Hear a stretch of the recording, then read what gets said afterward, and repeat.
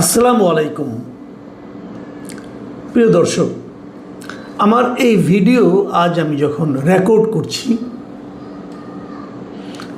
সেই সময় পর্যন্ত খবর হলো যে এনসিপির নেতারা, শীর্ষস্থানীয় নেতারা, তারা হবিগঞ্জ শহরে ঢুকতে পারছেন না।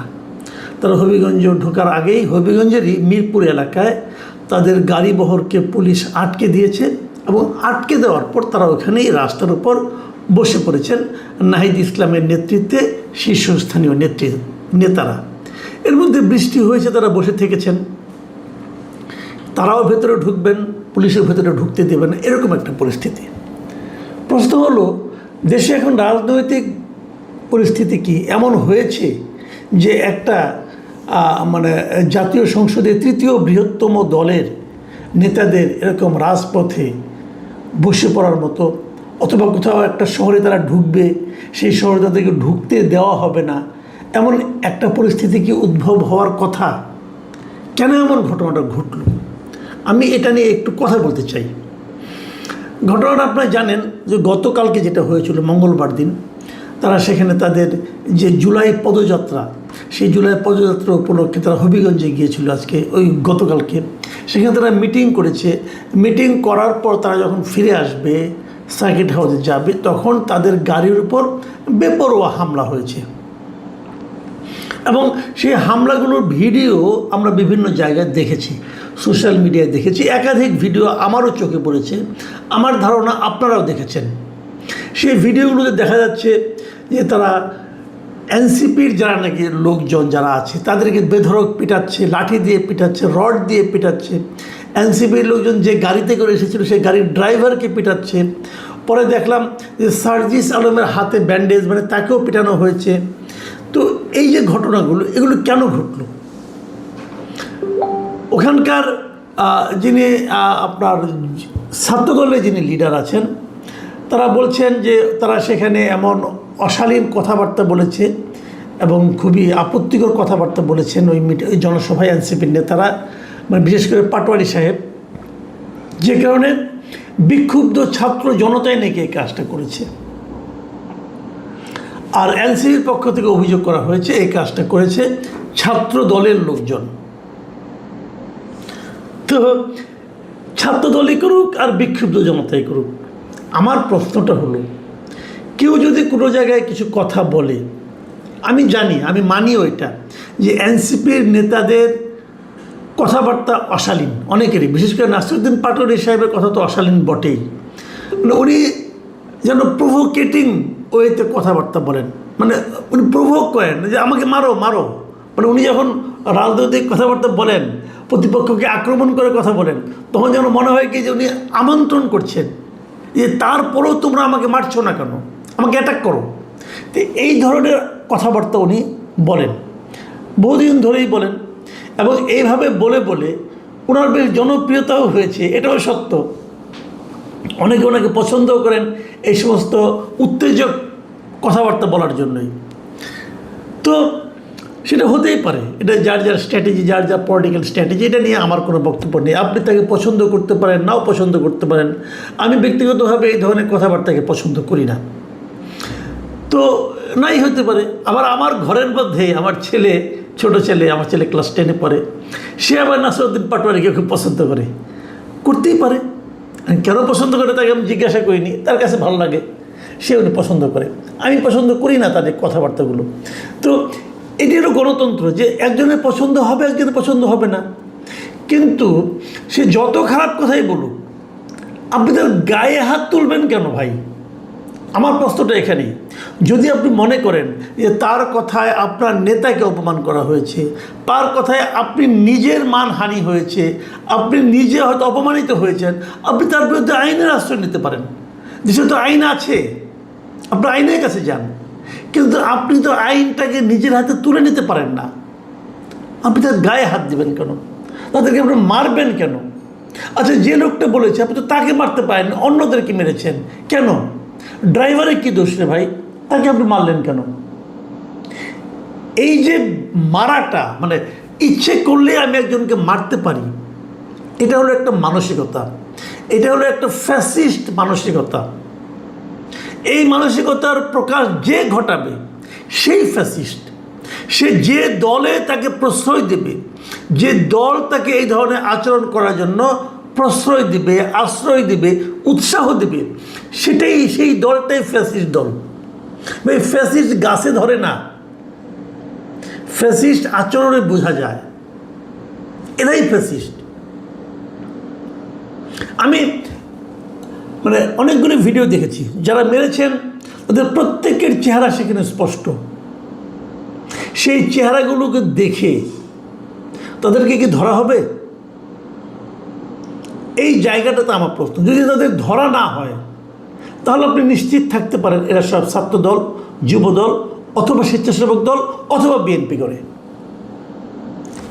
যদি এদেরকে ধরে আইনের আওতায় না আনা হয় তাহলে আপনি নিশ্চিত থাকতে পারেন। আর যদি ধরা হয় তাহলে বুঝবো, ওই যে প্রধানমন্ত্রী অনেক বড় গলায় বলেছেন না যে উনি আইনের শাসন কায়েম করতে চান, তাহলে বুঝবো যে আইনের শাসন কায়েমের সদিচ্ছাটা আসলে ওনার মধ্যে আছে। ছাত্রদলের লোকেরা বলেছে যে এরা হলো বিক্ষুব্ধ ছাত্র জনতা। যদি ছাত্র জনতাও হয় তবুও তাদেরকে বিচারের আওতায় আনতে হবে, কারণ তাহলে তারা অন্যায় করেছে।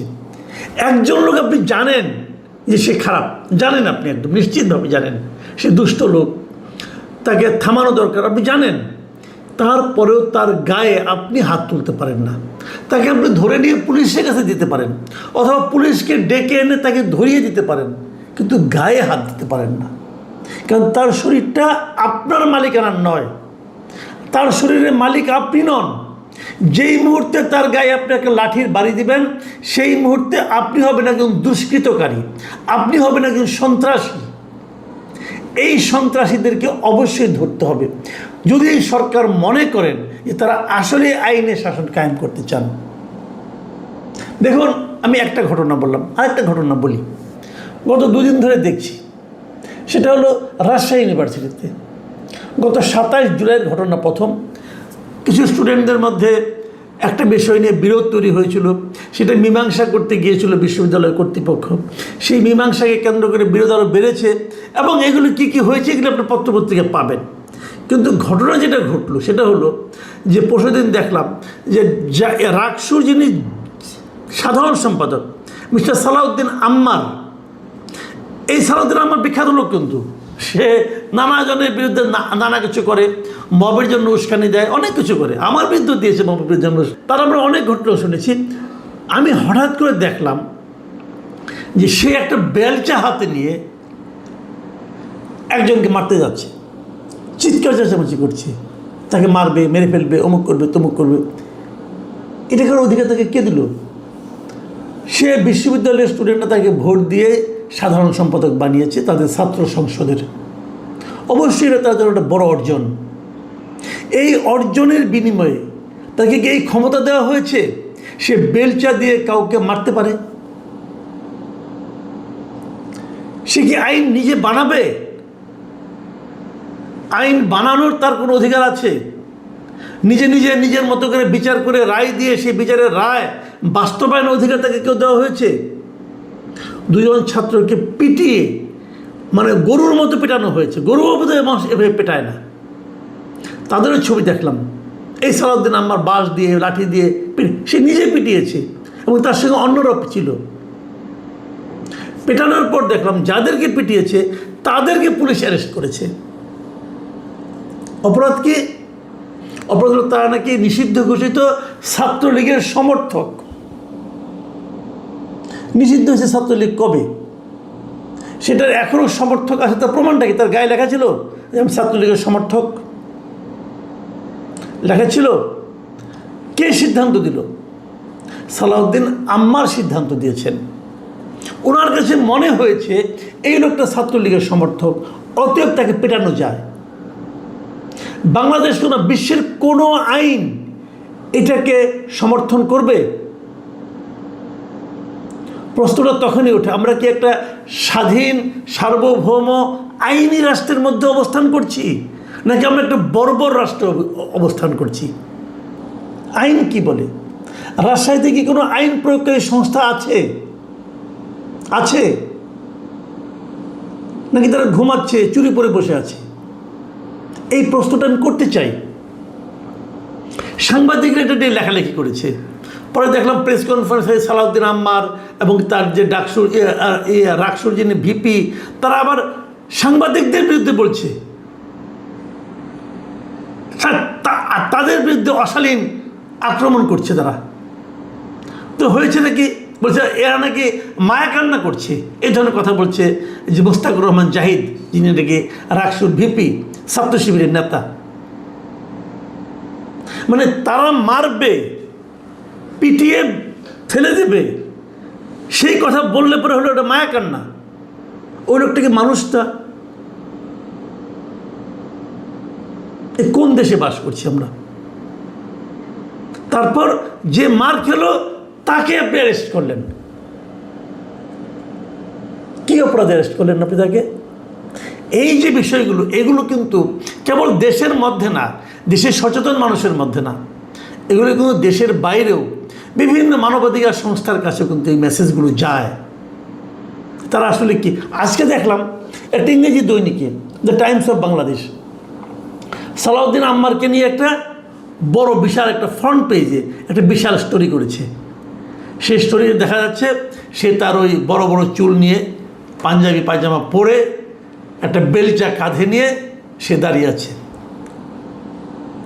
আর হেডলাইনটা কি, আম্মার্স র্যাকলেস রেইন অ্যাট RU, মানে রাজশাহী ইউনিভার্সিটি। মানে রাজশাহী ইউনিভার্সিটিতে আম্মারের যে বেপরোয়া রাজত্ব, এই হলো সেই লেখার শিরোনাম।